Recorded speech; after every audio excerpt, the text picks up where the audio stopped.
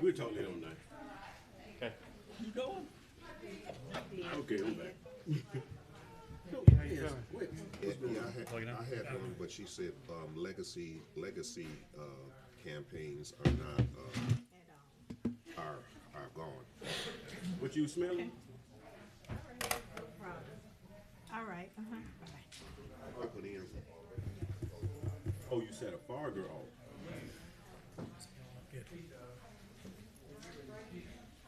So she said, Yeah, you said a Farger. That's probably be on. Okay. yeah. Fellas and ladies. It's not EIN. Is it EIN? It doesn't have anything. Okay. Well, either way. I could believe that. No, Sean did not call me back. He Okay. originally said he would. He Yeah. would call me back when he got it ready. He didn't call me. I just been running all day. Oh, okay. Mixing out. We'll send him another email now so we get it tomorrow. No problem. No I'll problem. take care of it. I guess it can't come back anyway until a week. From Yeah. coming. Okay. So, I'll be patient. okay. You have his number? Yeah, You give him a holler, maybe put a little. I have. Okay. You have somebody? Doing all right. You have somebody?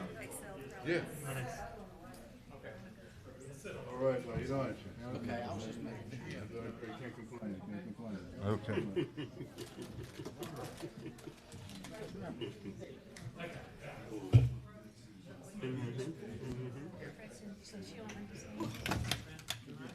This chair slid. See. I know. Yeah, I talked to his office today.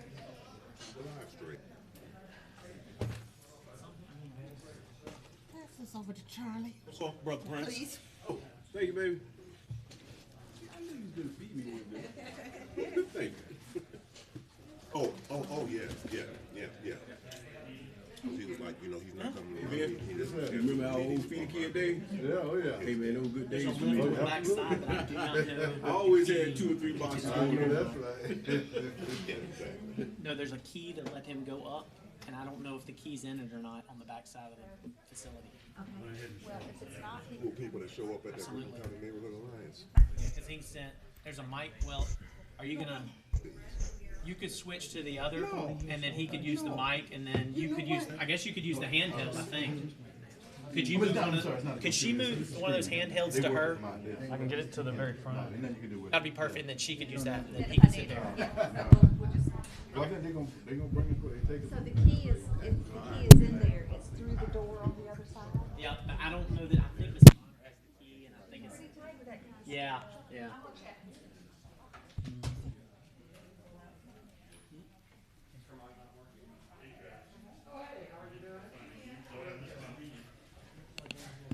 I know, we were surprised. We were afraid that maybe you didn't know what was going on before that. But I felt like maybe it's busy the last 2 days. It was crazy. Are you doing any more re-emphasizing of that situation tonight? Thank you. The same thing that I said the other day. Thank you. Yeah. I don't know what's going on. It's ridiculous. That's the. Oh, and here we go. Yeah. On the back side, if you go around the back side, I got 2. there's Works with me. They used to be a special. Yeah, there's a lift on there. Georgia. They got a lot of she taught for a few years. Oh. She does special ed, workers' comp, and real estate. And then my son is a low-level administrator. He's Trying to get somebody else? That's, I know, isn't that the truth? feed the people, but not. No, feed the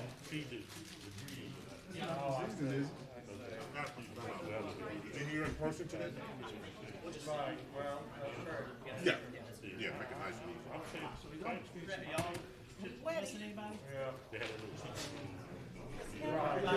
Should have been 12, but I guess we are missing some people. Yeah. she there last night. Yeah, she left going to market this morning. Okay. Are you good? And wait. Good. And what's his name? Mark Newton. About the forum, you know. Oh yeah. Good. All right. Can you hear me, Jeff? Pretty good? We just need to really speak into them. Committee, if we can make sure you really speak into the mics. They're not as hot as on the commission days. All right. Want to welcome everyone to our third ad hoc redistricting committee here. Want to thank everyone for being here tonight, those streaming live as well. Also, just want to let everybody know the kind of the ground rules tonight. We will be getting presentations to the committee. We'll be seeing some things on video, but there will be no public input sessions tonight from the crowd. Those will start next week after this committee determines where we're going. Before we get started, I just want kind of a public statement about where we are as a committee. The draft that the community has seen is a draft status redistricting map. This map was created by the redistricting office in Atlanta, and though we've begun to start to receive feedback from the community, we've gotten all those. We'll talk about that later in the meeting. Just want to let everybody know that the map has not been developed. There is lots of work still to be done, and this is just a start. This entire process that this committee has agreed to do is going to take time. Whether we agree to 3 to 4 public meetings tonight, it's also going to take 4 or 5 meetings of this body up here to discuss the changes.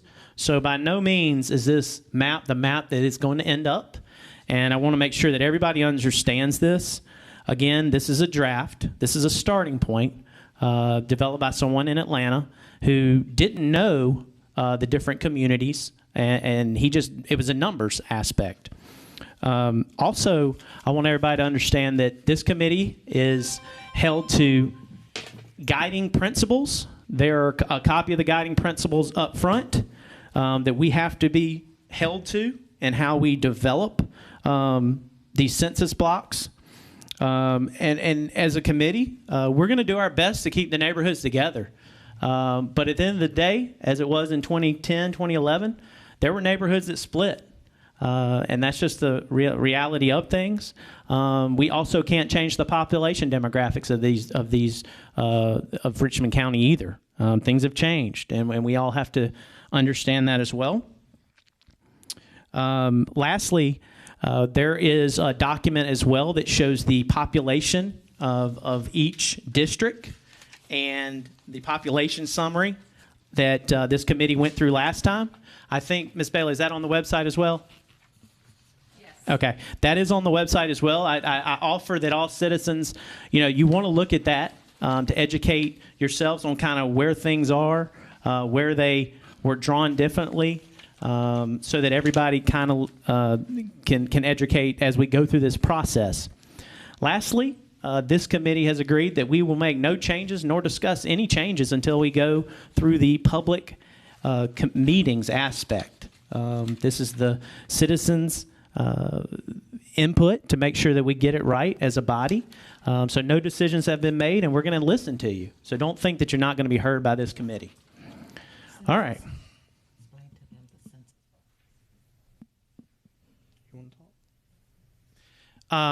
Also, as we'll go through tonight, you will see that there's different census blocks. There will be changes that sometimes we cannot make because of our guiding principles, or was there reasons why we did this? So again, as we go through this, don't be afraid to ask questions once we're in the public meetings. Don't be afraid to give your public feedback. Because, again, this is going to be a whole education process for the entire community to understand this. This is not something that's done. So I want to reiterate that tonight as we get started. Does any of my colleagues have any comments that they would like to say before we start this? Okay. All right. We're going to start. Can I get a motion to approve the agenda in front of you? So move.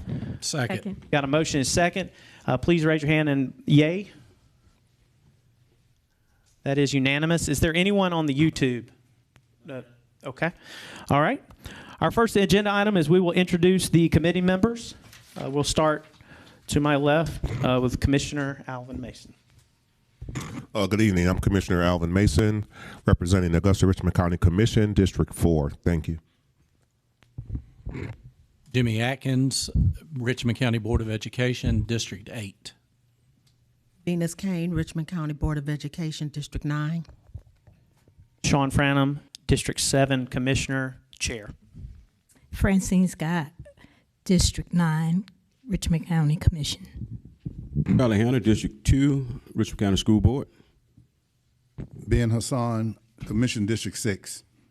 Brian Prince, House District 127, State Rep. Again, I just want to take a moment to say thank you, committee members. This is a huge task in front of us. I will want to mention the members that are not in attendance from the school board: Ms. Helen Minshew, Representative Howard, Representative Newton, and Senator Jones are not in attendance yet. We do expect them. But again, just want to thank all you for your time coming out to make this better for our community. All right, moving on to number 2 is the discussion of the public hearing schedule. I'm going to turn it over to Ms. Bailey. Thank you, Mr. Chair. Your mic's not on. Hello? There we go. Thank you.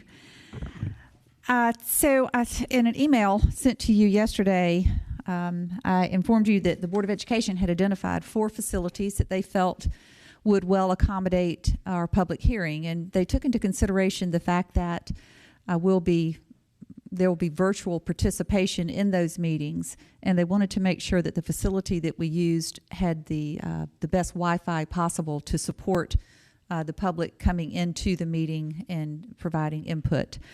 The 4 facilities that were chosen were the Bel Air K-8 School, which is out on Harper Franklin Avenue in far west Augusta, the Academy of Richmond County, which is on Russell Street, that could serve the more eastern part of the city, Wheelers Road Elementary, which would serve the central part of this county city, and then the Hepzibah High School for the most southern portions. Those were the 4 that were identified. At those 4 facilities, the Board of Education has reserved the following dates for these public hearings. And it's on your email, so for the public who's out here, those dates are this coming Monday, October the 18th, this coming Wednesday, October the 20th, the following Monday, October the 25th, and the following Wednesday on October the 27th. So those are our options. At the last meeting, the committee approved conducting 3 public hearings with 1 alternate date for a total of 4. So at this point, staff would need direction on whether or not these facilities are agreeable. We would also need a start time for the public hearing so we could set about advertising and making the arrangements with the Board of Education. Okay, I appreciate that. Commissioner Mason. And then. Am I on? There we go. Thank you, Mr. Chairman. And I'm not really sure who this is addressed to, but I hear that you say those are the 4 that they came back with as being like the most amenable to a public hearing. I would hope that we would reconsider and take a look at pulling Hepzibah, which is deep south and is only, I'm looking at the location. I'm thinking Diamond Lakes. Yeah, would be more central to 4, 6, 8, and 5 for that matter. Yeah, and to follow up on that, based on the conversation we had, the reason those were chosen is because I guess Diamond Lakes Elementary didn't have the Wi-Fi capabilities for the meeting.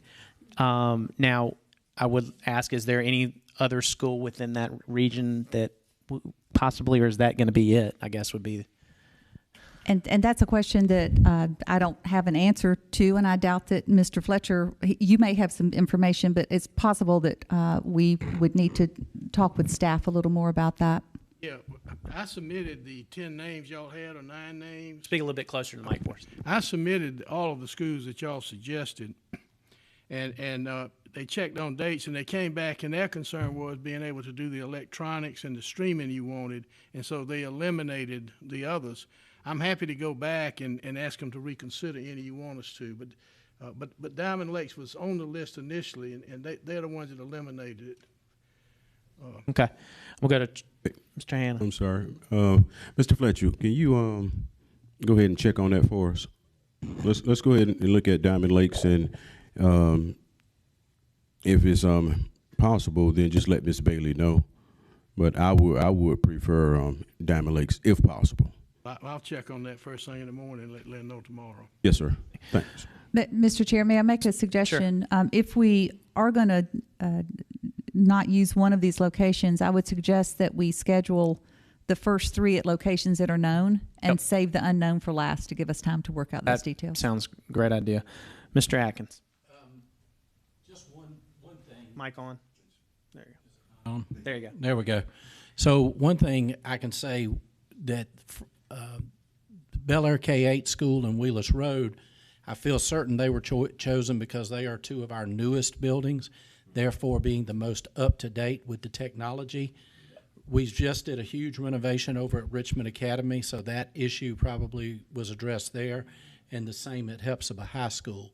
You know, and I do know Diamond Lakes Elementary being an older school, and I can't think of another school in that general area where we're going to have that kind of technology. Now, if you guys have it at the Diamond Lakes Community Center, maybe that's an option to have it there.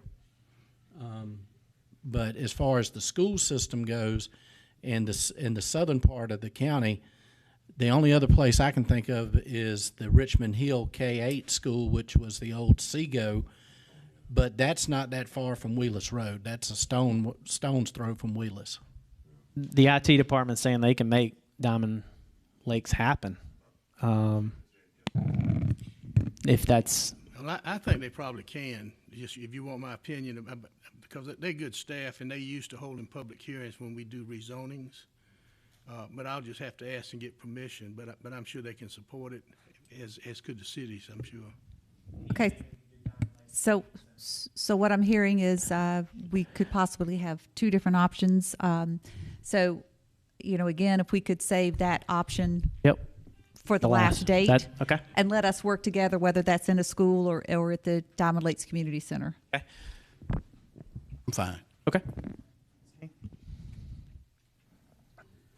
I guess my concern is with Diamond Lakes Community Center, will we be able to provide enough seating and get in enough chairs for everyone to sit at?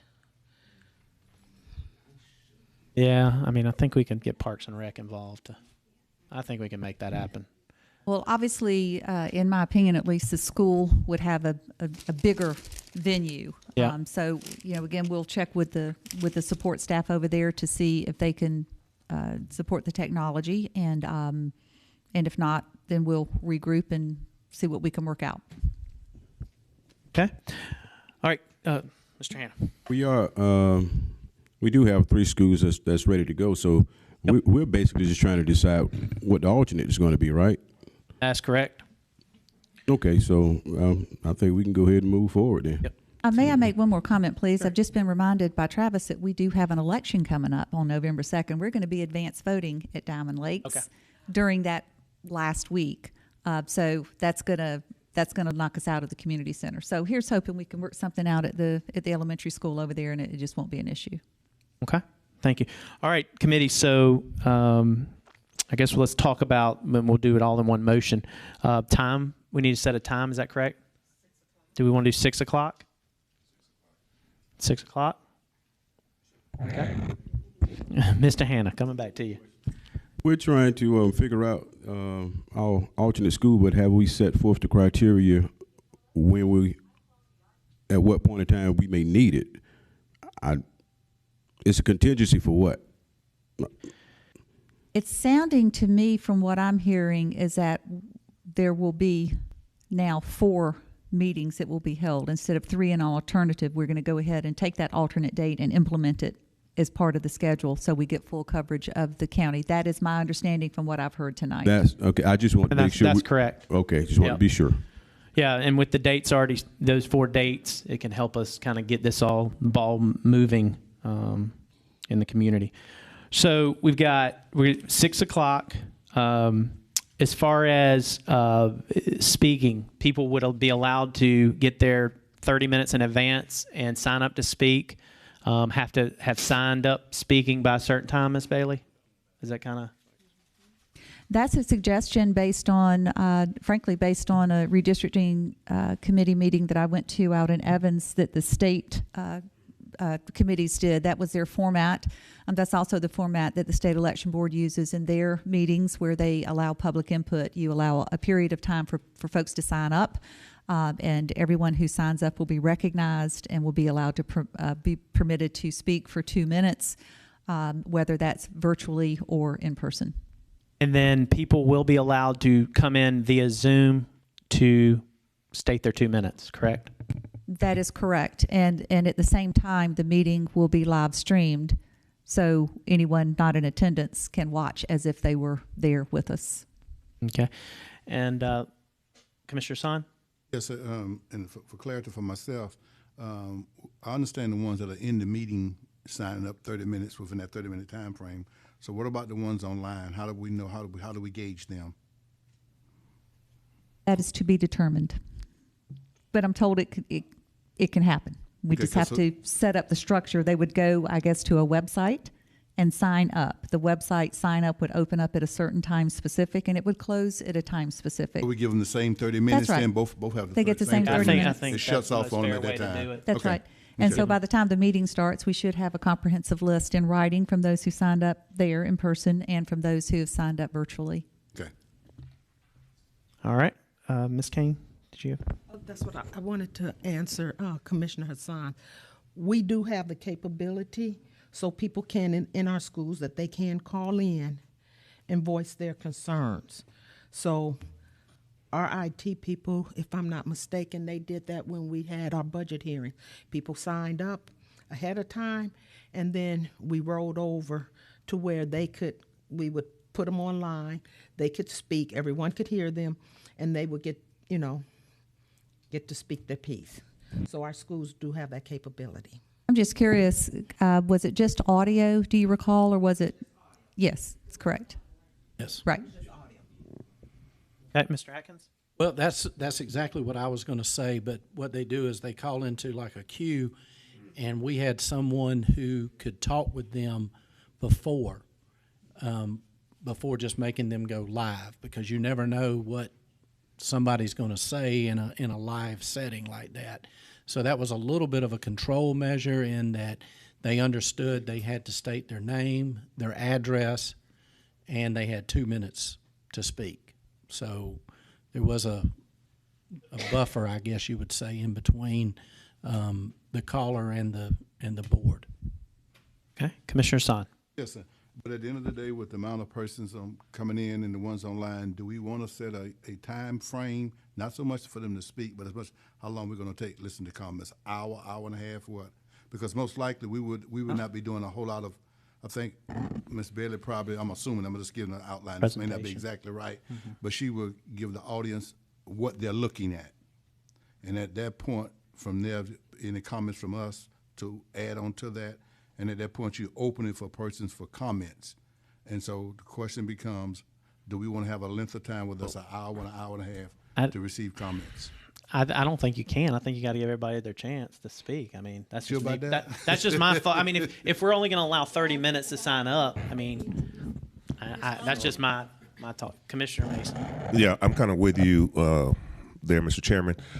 From this perspective, I think it's important for us to note that we're there to listen to the community. We're not there to state what we believe, think, feel, or otherwise, and that's important to note.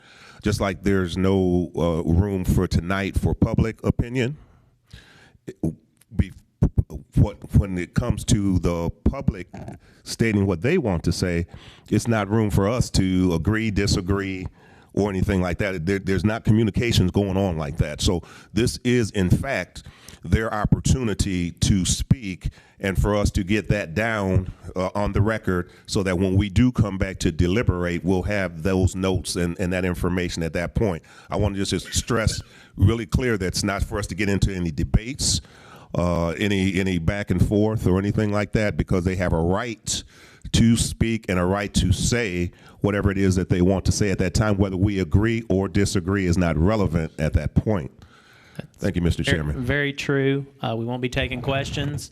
I envision that Ms. Bailey will kick off the meeting, maybe a 10-minute presentation with some slides and the maps explaining things to people that might be the first time they've ever seen it, and then we'll go straight into the feedback where people have signed up for 2 minutes. Thank you, Mr. Chairman.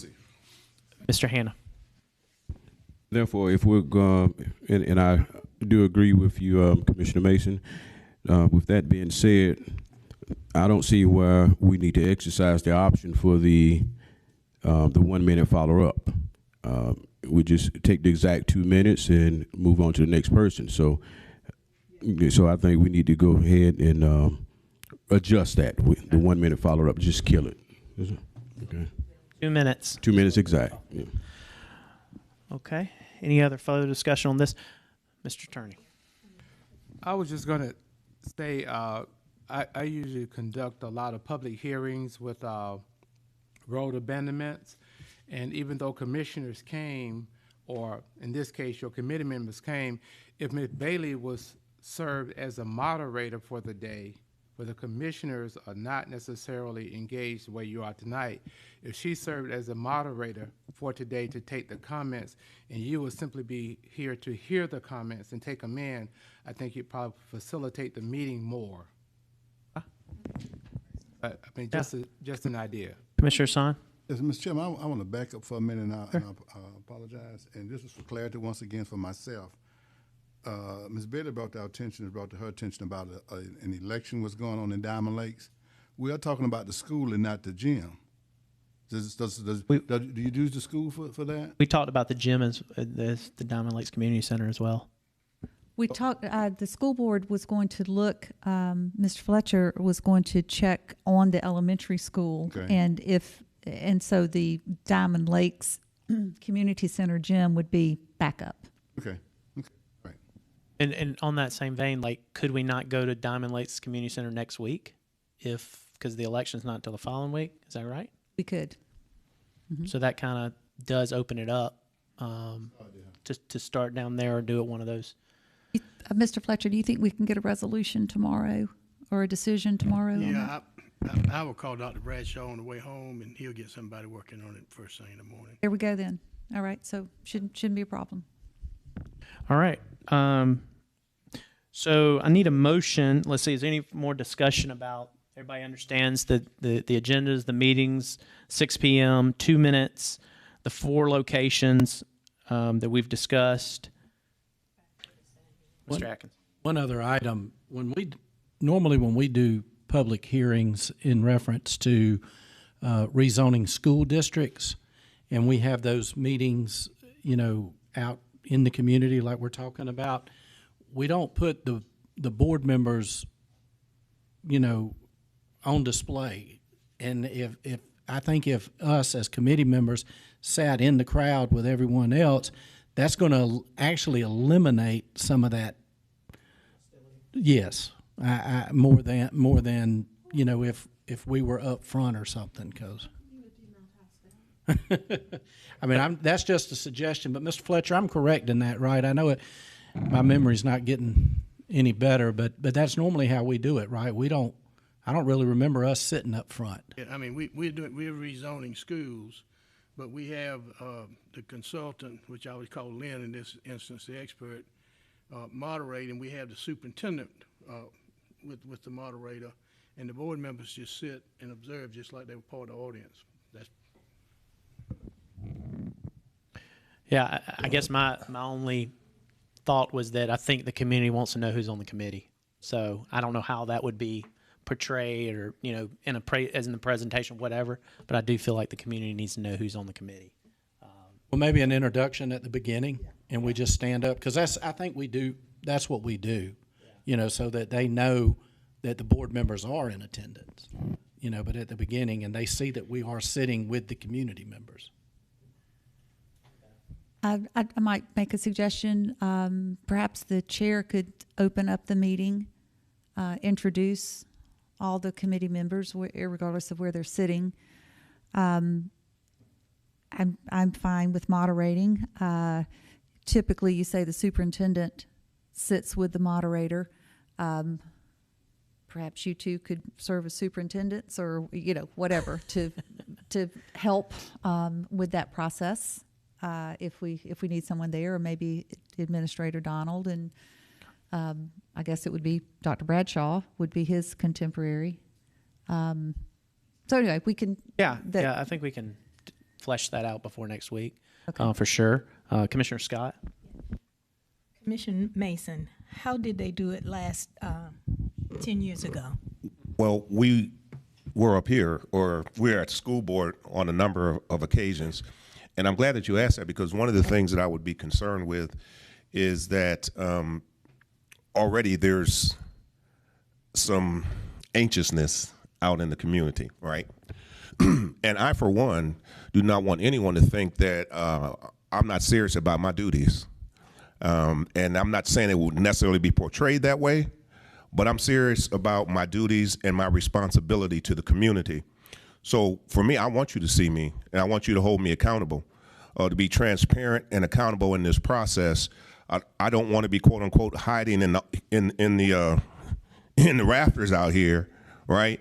When I know at the end of the day, I'm part of the team that's responsible for making this happen. I'm only saying that because of the fact that we have to be careful about how everything is portrayed, because it's already started off in somewhat of a negative connotation, and I wouldn't want it to continue going in that vein. So we are the ones that have been chosen from our respective the state, the school board, and the city. And I also don't want it to appear as though, and I know this is not the intent, that we're putting Ms. Bailey on the hot seat herself, because that to me would be unfair as well.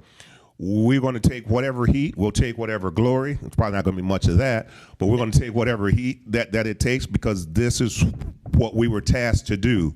So I'm prepared and ready to do what we've been tasked to do, and stand and be wherever we need to be as a group, so that they'll know that we are the ones that are responsible for getting this done.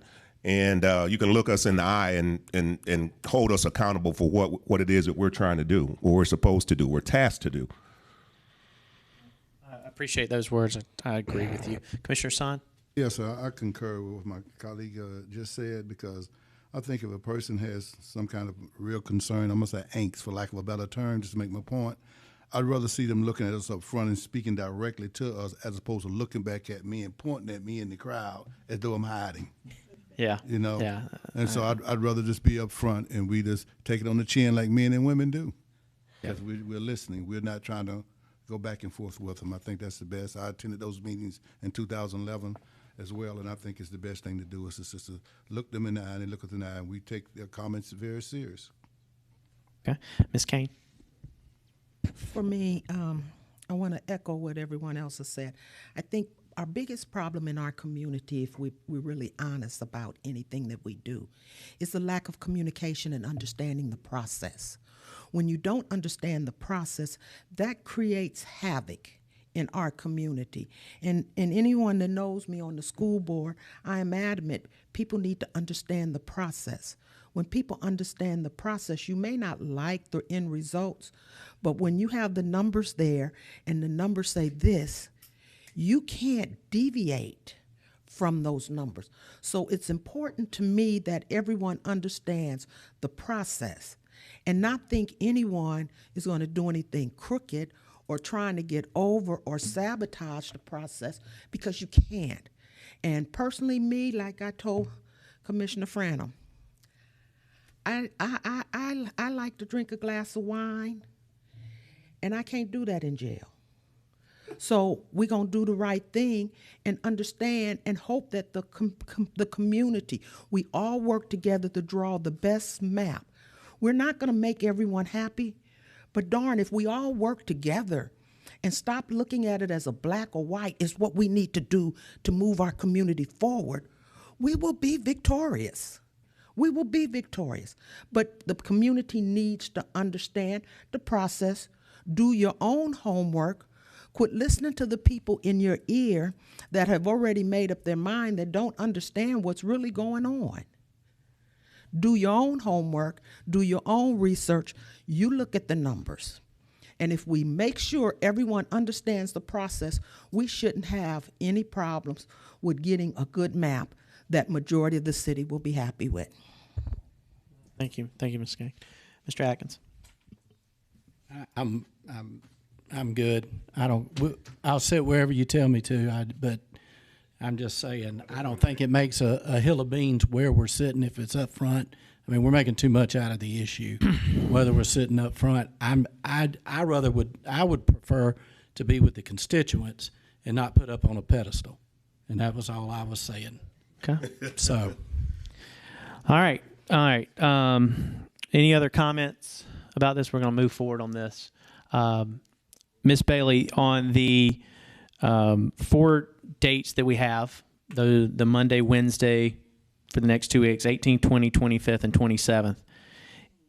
If we were to choose the 20th as the Diamond Lakes Elementary or Diamond Lakes Community Center, would that work? It should work.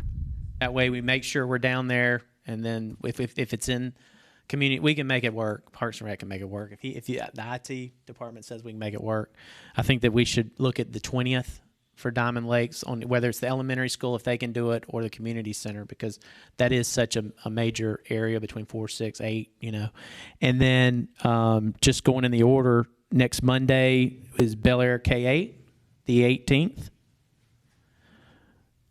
And then we had Richmond Academy on Monday the 25th. And then Wednesday the 27th is Wheeless Road Elementary School. Yeah, we're going to go to Diamond Lakes based on the conversation that we've had. It just makes sense. It's more centralized. Does the committee good with those to move forward? Diamond Lakes is what day? The 20th. Okay. And then I'm going to ask for a motion on what I've just said here in just a second. 2 minutes to speak, no follow-up, 6 p.m., 30 minutes to sign up virtually, 30 minutes to sign up in person, starting 30 minutes before the meeting. Does that sound good to the committee? Can I get a motion to approve as stated? Move. Got a motion and a second. See, that was Ms. Kane on the motion, and who was on the second? Mr. Hassan. Thank you. All in favor, please raise your hand, the right hand. That is a unanimous support to move forward with those public hearings. Ms. Bailey, we will have those in the newspaper. What form will we get that out in the community? Yes, sir. With these dates certain, my plan was to go forward with a display ad in the Augusta Chronicle, which as soon as we get it in there, usually you can get them in there the very next day, so that shouldn't be a problem. We'll first nail down the final location and go from there, and then we'll also take advantage of any social media that we can get our hands on to get it out there. Great. Ms. Kane. Will that also be sent to all news media outlets as far as the television stations? Oh, yes. We'll do television and radio. Standard press release. In fact, I'd like to get with the public information officer with the school board and then with our public information officer here with the city and have them help us to get the word out as well as we can. All right. Thank you. All right. You all got sent the transcript from the August 19th meeting. Did anyone have any concerns about it or anything that they didn't see that was accurate within the minutes that were sent? Because I know y'all all read them. Can I get a motion to approve the transcript from the August 19th meeting? Got a motion, Ms. Kane, second, Commissioner Hassan. Those in favor, please raise your right hand as in the yay status. That vote is unanimous. All right, moving on to the fun stuff, the public portal submissions and the demonstration. Sure. So the public portal submissions provided all the members with a report showing the comments that we've gotten so far. The report reflects all activity starting on October the 6th and going up through 12 noon today. So the next report you get will pick up from that point and move forward. So the comments are there in your report. Read them at your pleasure. And so we just pass that along as information. For the public who's out there and interested, just a reminder that that public portal, we're going to talk about the website in just a few minutes, and I'll go through and we can demonstrate for those live streaming and those in the room exactly how the public portal works and how you gain easy access to that. We'll say that staff is monitoring those. We had one submission a few days ago that asked a question. It wanted to know, it wasn't a comment, it was an actual question about how to access the maps and things. And we responded back to them and informed them where they could get the information that they were seeking and whatnot. So those that are actual in the form of questions, we'll answer them to the extent that we can. And those that are comments will just come to you for your information. Okay, thank you. Any questions on that? I appreciate all that. Appreciate all the feedback from the citizens as well. All right, the demonstration of the redistricting website. Okay, I want to start off, if we can click on, first of all, the web address is augustaga.gov/redistricting. And when you enter that into your search engine, this is what you're going to see there on the screen. You've got two blocks there on the left, 2021 redistricting and 2011 redistricting. We've had a lot of inquiries about things that happened in 2011. And so by clicking on the 2011 box, it will take you to maps and plans and transcripts of meetings and all the information that we had and gathered from the 2011 process. But let's focus on 2021 for now. And I want to take you down the left rail real fast. There's a calendar of events which we know will be updated tomorrow with the public hearings, and the future meetings of this committee will go on as they are decided upon. Then the citizen input, if you can click on that, please.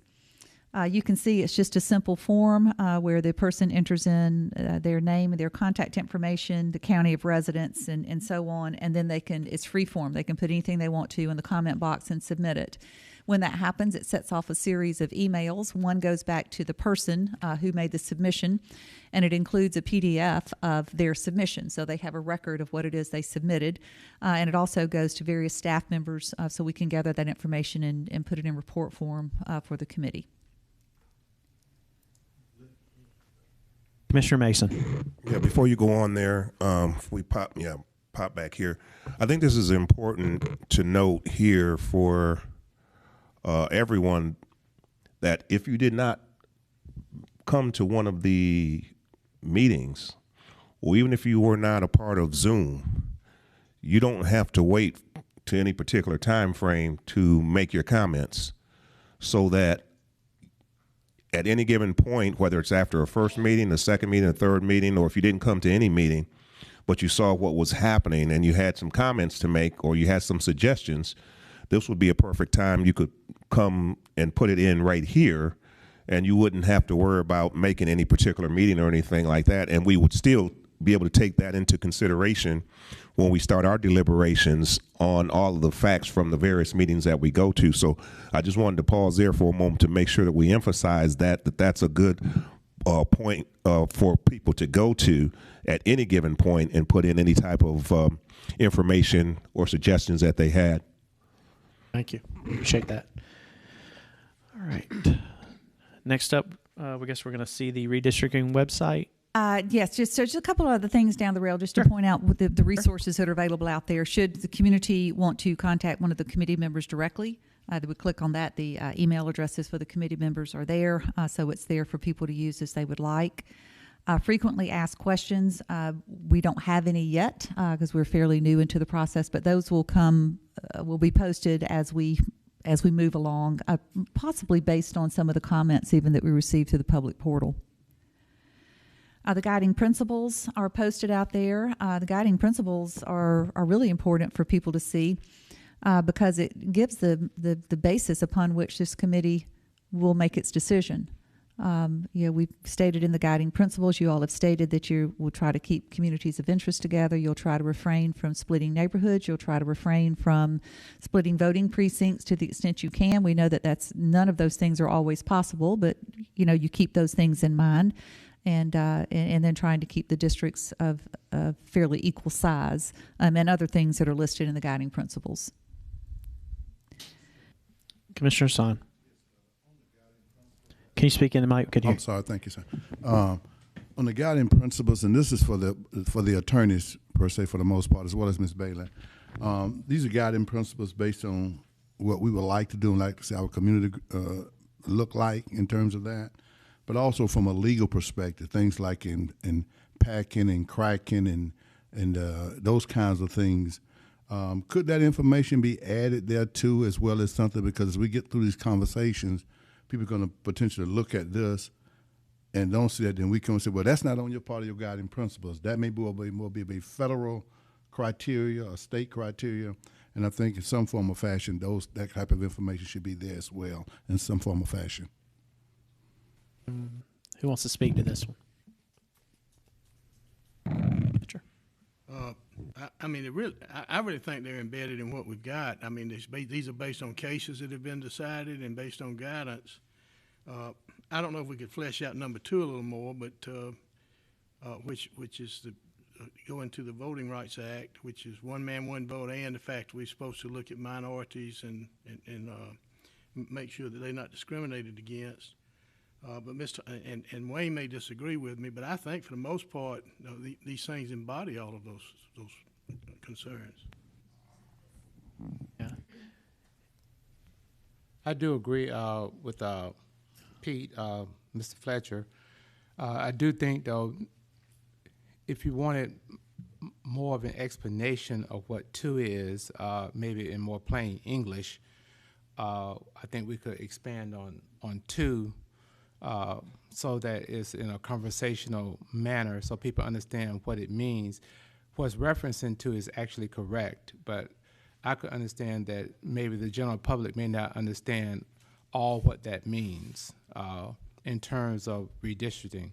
So if there's no objection from the Board of Elections person, Pete and I could work on that and have that ready by the next meeting.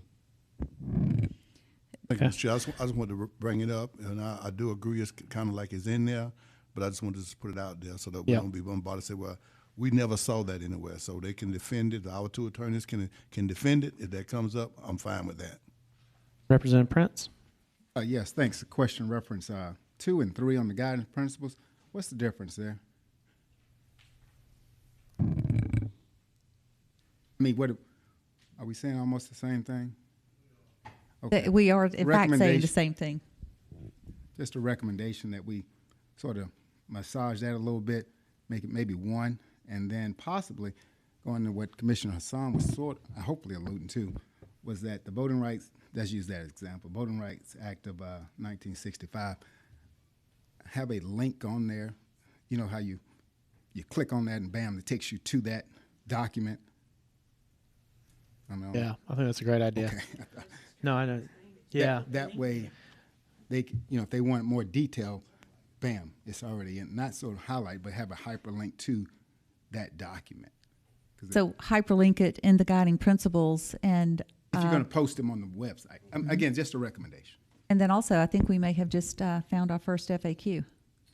Yeah, that makes sense. I think that, Mr. Hannah. Following up with what Representative Prince just spoke about, Mr. Prince, do you think it's necessary for us to have item 3 in this document, because it is basically being repeated, shadowing number 2? I think number 3 should be struck. Well, Or combined. Combined with 2 and 3? Yes. Yeah, that's what I was sort of recommending, that we just sort of massage it to make it one type of bullet. Can we get that with highlights? I'm sorry. Can we get that in a motion? Well, I make a motion that the general principles items 2 and 3 be merged together. I second that. Okay. Can we also add into that motion that the explanation of number 2 be in the FAQ so that it'll kind of see? I Can we like add that to the motion as well? So amended. Okay. I second that. Ms. Bailey, do you have that motion? I do. Okay. Thank you. Got a motion and a second to make those. Those voting the yea status, please raise your right hand. That vote is unanimous. That sounds great, and I'll get with our attorneys to assist with the formation of the frequently asked question wording and whatnot. Thank y'all. That's great. That's awesome. Okay. Okay, great. Let's skip maps for right this second, and let's go to the meeting videos are there. We're recording tonight, and it'll be posted when our meeting is finished. Transcripts and agendas, likewise, are posted as we get them in. And then there is a link to the U.S. Census Bureau that contains different information pertaining to redistricting. Okay, and Alex, let's move back up to maps. Before we go to the interactive map, I want to take just a moment and talk about the documents that are posted out here. The documents include the statistics on the current lines. What this shows, and again, I'll call your attention just because it jumps right out at you. District 3, if you look at that on the map, you can see that with the current district lines, with the current census data applied to it, that District 3 is 5,490 people overpopulated, or 21.26%. And likewise, the numbers up above and down below show how the other districts have either lost population or gained population compared to the perfect size district. So that information is out there. Likewise, the next document talks about when we get to looking at census tracts and census blocks, you have all these demographic codes that are on there, and this explains what all those codes mean. Ms. Bailey, can you go back to the previous slide? Vice Chair sir. Kane. Ms. Kane has a question on that slide. Yes. Ms. Bailey, I know in this slide is showing how we are either over or under. Yes. So to give someone comparison, could you also add another slide showing what it was 10 years ago so people can really see? Sure. It's under the 2011 information. Yes, if we can add this. But we can move it up so there. to make it easier for people to see it, even though it says 5,000 is over, people need to see what we worked with last year. So like I'm going between the 3 charts to really look at the difference. So I just think that would help. The 3 charts would be the plan that was approved by the federal court in 2011, how it looked, what size, how the districts looked in 2011, how the districts that were implemented in 2011 look with the new census data applied to it, which is what you're seeing here. Yes. And then also this draft district. Yes. With how that looks. Yes. With the new census data. Yes, I think that Yes, sure. make some clarification. And and I think we'll organize it a little better too, so that it's all the statistics are right there together. Be easy for people to find. Yep, no problem. You know, if Ms. Bailey, if you could somehow do a spreadsheet that shows 2011, what it was for 2011, and all the comparisons, so they don't have to flip. It's all right there. I know with us on the school board, we usually maybe have a graph where you can see what it was for 2011, what it is for 2021, and what the proposed in a graph. So you can see it graph-wise, but you can see it all on one sheet of paper. I bet Does we that can make do sense? that. I bet we can. All right, great suggestions. Thank you. All right. Okay, then other things with the existing districts, there's a report out there that shows what subdivisions were split under the current plan. So if you would like to see that, likewise, there's a document Newton's trying to get in. Can we admit? Let's see. Okay, so these are the subdivisions that are split currently under the plan that's in place right now. Likewise, we have a companion document that shows any additional subdivisions that were split as a result of this draft districts. Mr. Chairman. Commissioner Son. If I'm not mistaken, I just want to ask, isn't Wood Lake split? Yes. Is it on there or did I miss Yeah. it? No. Where is it? Wood Lake split between 4 and 5. Pardon me? Wood Lake is split between 4 and Okay, 5. we'll take a look at that. Okay, thank you for the input with that. Okay, then moving, so the other document here, there's always discussion about the fact that Fort Gordon has 9,000 or so citizens that reported from the census living at Fort Gordon, but when you look at actually registered voters, there are only a couple of hundred people who were actually registered to vote from Fort Gordon, and that makes a difference in some people's minds as to how the district should be structured. So the population figures for Fort Gordon are here. These are the current figures right now of the people that reported in the 2021 census. 5,959 reported in what is now District 4, and 2,396 reported in what is now District 8. Just as a point of reference. Miss Bailey, can we go back? Okay, so that doesn't go into a little bit more detail, because when you start talking about who actually is voting, say for instance, out of that District 4 piece, it's only a couple of hundred, but it looks like from what I saw in one chart, it's talked about the amount that were actually, that 2,396 were actual voters in 8. I don't recall exactly how that went. Can you clear that up for me a little bit? I can. The way the precinct lines were drawn 10 years ago, the portion of Fort Gordon that's in District 8 was drawn as one separate precinct, as Precinct 803. 803. And so we can easily look at that and say 803, okay, there are 120 people registered from District 803 or whatever it is, Precinct 803. 4 is a little bit different, though, because the voters in Fort Gordon that are a part of District 4 are included in Precinct 402, which also contains all the voters in McDuffie Woods. So it's more challenging to pull out the precise number of registered voters that are in District 4 that are in Fort Gordon.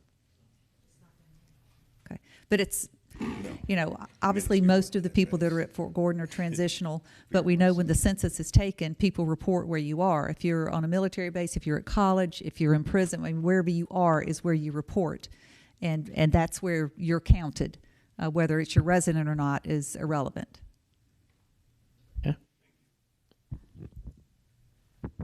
Okay, just a couple of things moving down to the documents pertaining specifically to the minimal change draft districts that we have been looking at. Right now, that's where the stats are for that, but we'll move those into a stats area on here. The county-wide map is up there, and that's the same map that you received copies of last week. And then the individual, just click on one of the individual districts, Alex, it doesn't matter, just pick one. So you can see it's still a PDF, so you're not going to be able to drill down and see a whole lot of street detail, but they're there. It's easy to print them out if you want extra copies, or we can print them for you, and the same for the public. The maps are there for anyone to look at who would like to. The other documents at the bottom talk about the population changes per district. I think that should be that same. Okay, so this is taken basically from that stat sheet that shows the plus or minus of the population changes that occurred in the various districts. Commissioner Stein. Yes, thank you, Mr. Chairman. Ms. Bailey, and I apologize that we haven't gotten there yet. If I can just wait until we get there from ahead of everybody else. Are we going to have this map is going to be interactive at some point, and we can move and see how many people have been moved? It's coming. We're getting there. I'm taking the slow route. Okay, all right. My apologies. Thank you, ma'am. Thank you. You're welcome. I've been known to be called impatient. It's okay. I get it. So I think at this point, let's go up to the interactive map. And Evelyn Chanti from our Information Technology Department is the brains behind this whole thing, so she's going to show us how it's used. And so, Evelyn, if you could be sure and hit on the, I'm sure you will, be sure and hit on the information icon that tells them what it is they're looking at, how to use it, and then especially on how to lay the layers down and see how it changes the map. Yes, ma'am. Okay. So when you first open up the map, you'll see the disclaimer that pops up. On here, the public will also have the ability to go straight into that public input form. Can you turn the mic on? Or okay. It is on. Sorry. Yeah, just speak a little bit. I got to get closer. This is the same input form that we just looked at before, so it's the same link. It will take you to that same form. Just in case somebody wants to go directly into that form, they can do so from here. Otherwise, you can just click on the, okay, which mouse is working? Okay. All right, just click OK. When you first go into the map, the legend will be open. So by default, only the incumbents and that minimal change draft is turned on along with the existing county districts. On the left-hand side, you'll have the ability to search an address anywhere in the county. Right underneath that, you'll have 3 icons. The middle icon is the one that Ms. Bailey was just talking about. If you click on that, it will give you just short instructions on how to use the map. If you keep scrolling down, it will highlight basically the most important parts of the map and where to click. And at the bottom also we'll have another link to the same form for the public input, just in case they miss it on that disclaimer in the front. On the right-hand side, and this thing, can I hide this thing? There we go. You'll see the legend, which is already turned on. Right next to that, you'll see another icon that says layer list. If you click on that, all the layers that are available to the map are on there for you to be able to turn them on and off.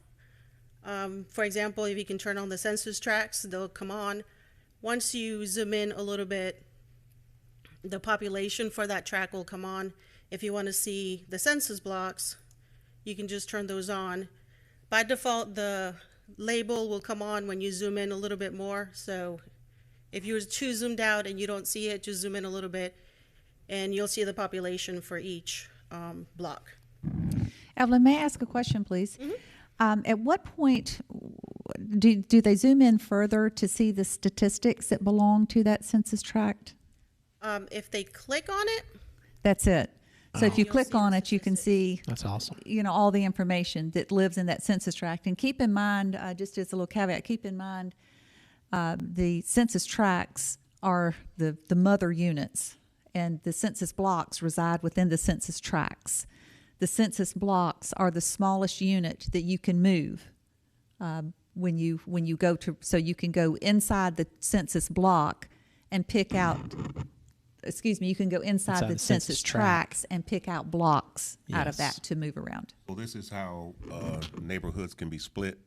Correct. It's exactly how it happens. Yes, because, when it gets down to the nitty-gritty and you've got to figure out how to make 2 districts more balanced and you've done everything you can do, sometimes, as we know, it becomes necessary to dive down into neighborhoods and scoop out people because a census block or the census block will generally be all or part of a neighborhood. Yes, sir. Very good. And as you saw in the legend before, when you see the little dots, those are where the incumbents' houses are. If you click on the dot, it will tell you the number of the district and the name. When you see this little arrow right here that I'm pointing to on top of that pop-up window, if you see an arrow, that means that there's more layers of information underneath it, so you can click through each one and it will show you, the label on the top will show you which district it is existing, the census block right under I clicked, and then the minimal change draft. If you click too close between 2 blocks, it's going to show you both blocks. It doesn't mean that they're stacked on top of each other. It's just that I guess the map knows that you click too close to a line and it says, did you mean this one or this one? So it gives you both. And that's why you saw both of them pop up on that one right there. Other than that, we also have a layer here with subdivisions that were split by this draft. and the voting precincts that were also split by the draft. We also have a layer that shows all of the subdivisions that we have in the county. So when you're looking at the census blocks, you can see which subdivisions, which blocks are covering each subdivision. They're a little bit hard to see, but it's so many layers sitting on top of each other that we can make them a little bit darker, but that's probably the best that we can do. Over here on the right-hand side, you can also change the transparency. So I'm looking at the minimal change draft, and I can change the transparency, kind of go a little bit lighter on it. That way I can see the subdivisions a little bit better.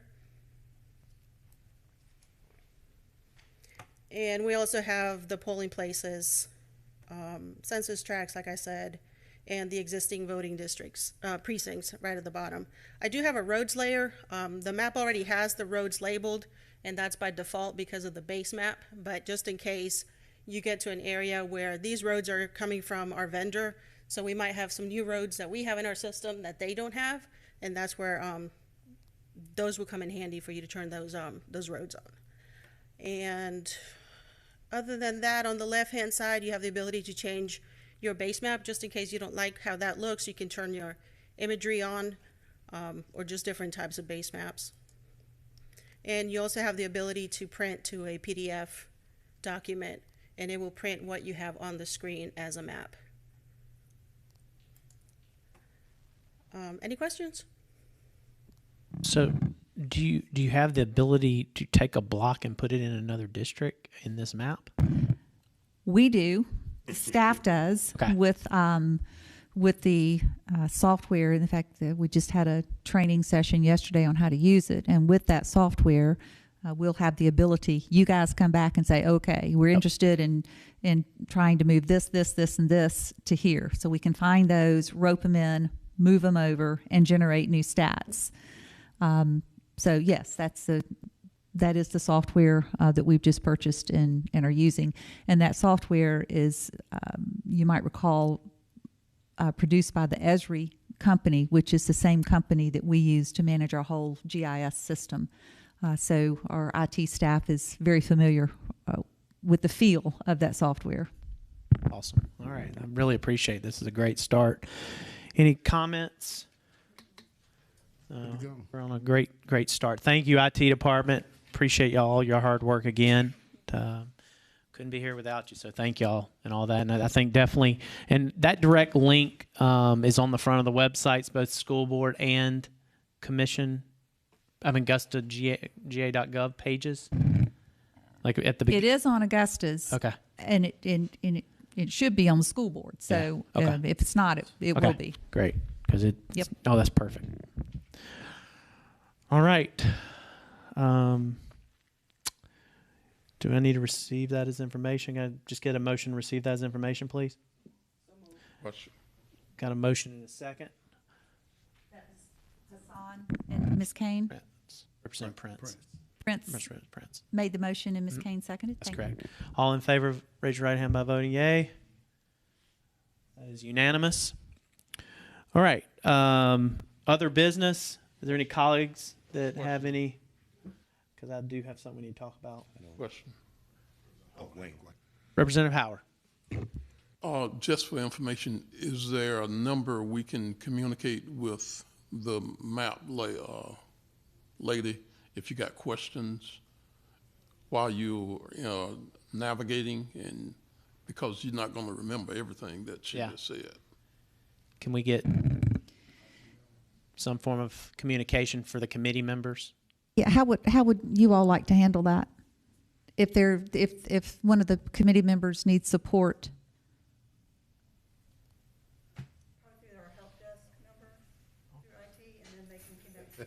That don't work.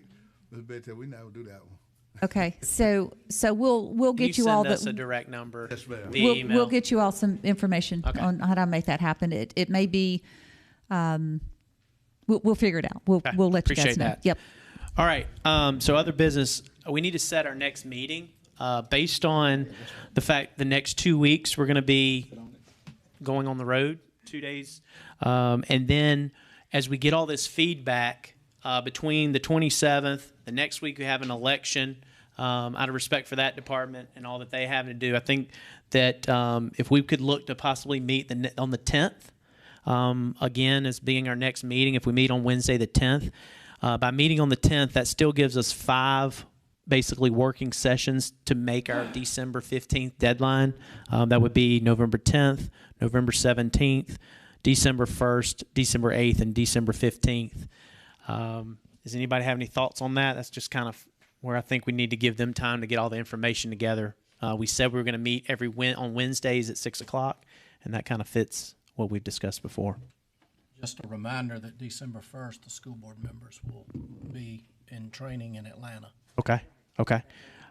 That whole week, from Okay. Tuesday to Friday of that week. So we'll probably need to find another date then on the 10th or 17th for y'all for sure, so we can have a meeting that week.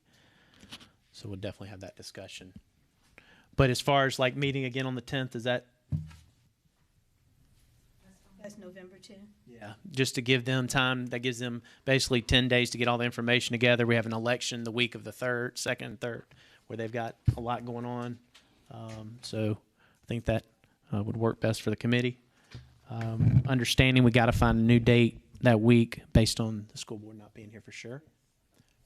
So can I get a motion to make our next meeting on November 10th at 6 p.m.? Got a motion and a second. Do you want to? I should ask. Do you want to do it at school board? We'll go back to school board. We'll go back to school board. Is everybody good with that one? All right. So we got a motion and a second. Please raise your right hand. Voting in the yay. That vote is unanimous. Mr. Chair, if I could ask, Yep. who was the motion maker and the second on that one? Mr. Hannah and Ms. Kay and Mr. Hassan, Commissioner Hassan. Thank you so much. All right. Any further business today?